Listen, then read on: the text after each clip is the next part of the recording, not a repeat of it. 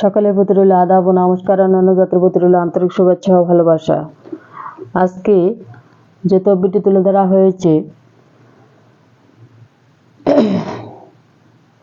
ভাই ভাই বিরোধ, মামলায় মোকদ্দমায় জয়ী হওয়া, হারানো জিনিস ফিরে পাওয়া। ব্যর্থ প্রেমে সফলতা ফিরে পেতে চান? আজই যোগাযোগ করবেন, পরামর্শ করবেন।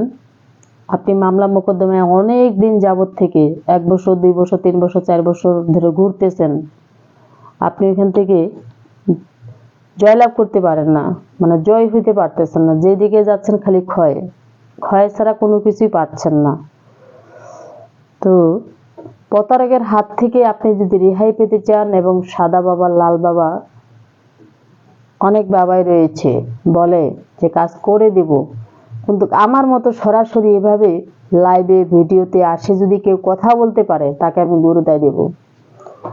আর দিদি ঠাকুরের রহরহ সুনাম রয়েছে,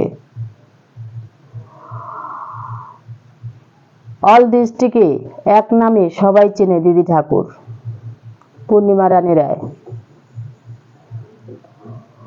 এই দিদি ঠাকুর যে কাজগুলো করে সম্পূর্ণ ভয়ানক, ভয়াবহ। আমার সামনে অনেক কিছুই দেখতে পাচ্ছেন, এগুলা ব্যয়বহুল খরচ, এবং কাজের আগে দিদি ঠাকুর 50% নেয়, কাজের পরে 50% নেয়। কেউ কান্নাকাটি করবেন না, আপনার টাকা বিফলে যাবে না।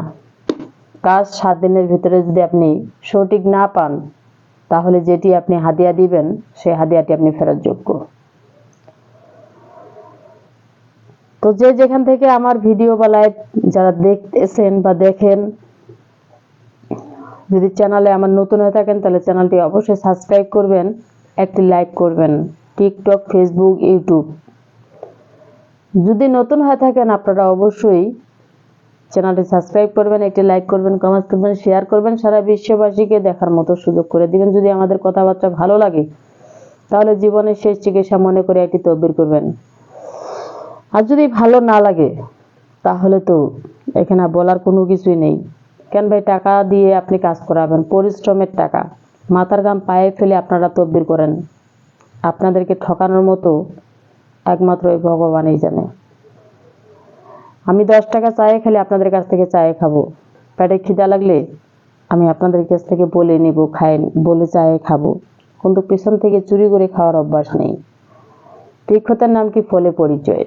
তো জীবনের শেষ চিকিৎসা মনে করে এটি তদবির করবেন। সবাই ভালো থাকবেন, সুস্থ থাকবেন। ধন্যবাদ।